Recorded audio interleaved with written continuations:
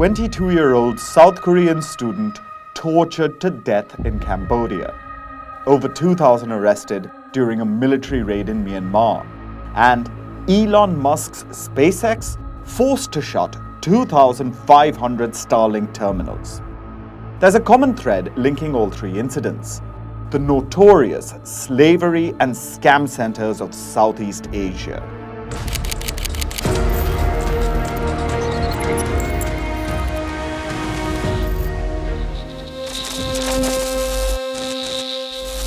A crackdown is underway in Cambodia.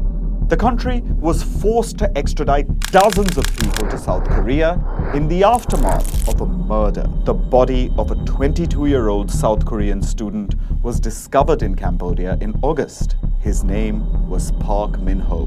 Park had been lured to Cambodia with false promises of a lucrative job. Once he arrived, he was kidnapped and trafficked into one of Cambodia's cybercrime compounds. Park's body was reportedly discovered in a pickup truck. It was bruised and bloodied. Cambodian authorities later confirmed that he died of severe torture. The news sent shockwaves across South Korea. 우리 대한민국 국민으로서 참을 수 없는 의문을 많이 가지게 되죠. 처음 그 뉴스를 보고 나서 우리나라와 또 국격이 떨어진 거에 대해서 되게 비참했고요. Public outrage forced the South Korean government to crack down hard. Seoul issued multiple travel advisories and an outright code black travel ban to parts of Cambodia. South Korea also suspended a UN-backed water management project in Cambodia to amp up the pressure. South Korean investigators and lawmakers have descended upon Phnom Penh to tighten the screws. This intense pressure is what led to the arrest and extradition of 64 South Korean nationals. They arrived in Incheon in handcuffs. The South Korean police seek to formally arrest at least 59 of them over their suspected links to Cambodian scam centers. And that's just the tip of the iceberg.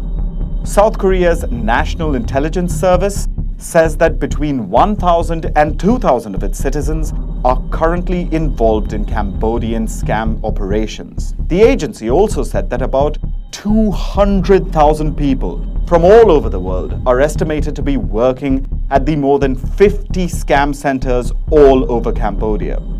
This includes perpetrators and people who have been trafficked and forced to work there. The South Korean student's case is not unique. Over the past few years, tens of thousands of people have been lured to Southeast Asia under false pretexts. Trafficking victims are known to hail from China, Taiwan, Thailand, Vietnam, Malaysia, Indonesia, the Philippines, India, Bangladesh, Nepal, and as far afield as Ethiopia and Kenya. Once they enter Cambodia, they are taken to one of the dozens of scam centers located throughout the country. And by then, it's too late.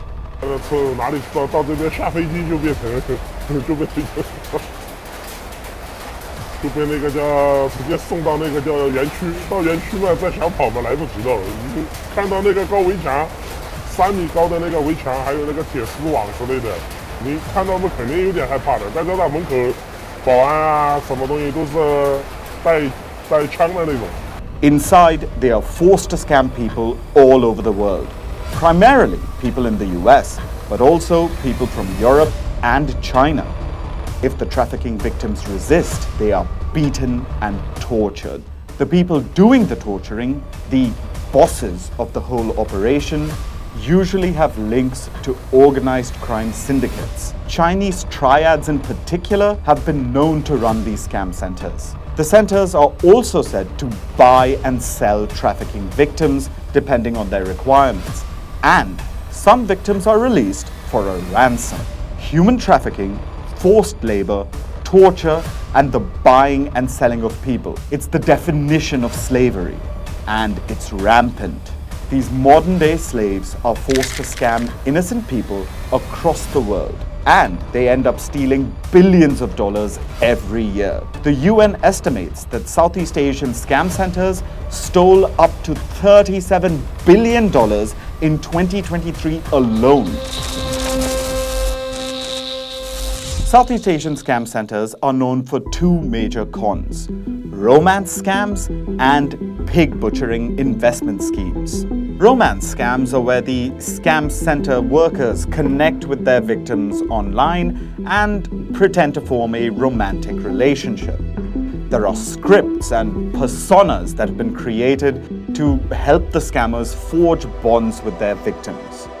Usually, this ends with the scammer pretending to need financial help and the victims sending their romantic interest all their life savings.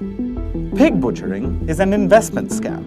Scammers connect with their victims, build a measure of trust, then they start asking for money to invest in lucrative, often crypto-backed investments. The scammers lure their victims in by giving back good returns on initial investments, fattening up the pig for slaughter, to use the euphemism. Then, once the victims have full faith in the scammer, they are asked for a large sum of money.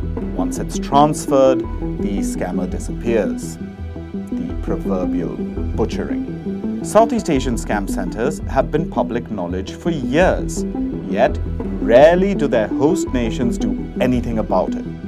There's said to be a tacit understanding between the scam compound bosses and the local regimes. But once in a while, external pressure forces authorities to act, all across the region. Cambodia isn't the only place where there's a crackdown. To the east, a major operation is taking place in Myanmar, at the notorious scam compound called KK Park. Myanmar's ruling military junta raided KK Park a few days ago. They arrested over 2,000 people and enabled hundreds of kidnapping victims to escape. Videos of trafficking victims fleeing the compound and crossing into neighboring Thailand have been doing the rounds. As fortunate as their escape is, it's a drop in the ocean. Myanmar is said to have over 100,000 trafficking victims. They are thought to be held at the dozens of scam centers all over the country. Again, this is public information. But despite this, Myanmar's junta rarely steps in to rescue the victims. Once again, there are allegations of collusion. You know, Myanmar has been in a state of civil war for the past 4 years. The military junta and various armed rebel groups have been vying for control of territory. But even amid this maze of combatants, Myanmar's scam centers are still thriving. Reports say it's because both the junta and some armed groups turned a blind eye in exchange for a cut. As a result, Myanmar's scam centers have been blossoming. Take a look at KK Park. This was the compound back in March this year. And this was KK Park in September. When you compare the two, you can clearly see that it has expanded over the last few months. New buildings have sprung up, probably to house more trafficking victims. And all this has happened despite KK Park being known as a major scam center. It's ridiculous. And what happened this month was just a token crackdown. It was mostly for appearances, because the junta only raided one major compound out of the dozens in the vicinity. And after the raid, the military claimed to have seized 30 Starlink receivers from KK Park. Just 30. Look at this footage of the compound. The roofs are lined with Starlink terminals. Dozens are clearly visible at KK Park alone. And the junta just managed to confiscate 30? That doesn't add up. The Starlink satellite internet service, provided by Elon Musk's company SpaceX, has become the most used internet service in Myanmar. This is despite Starlink not having an official presence in the country.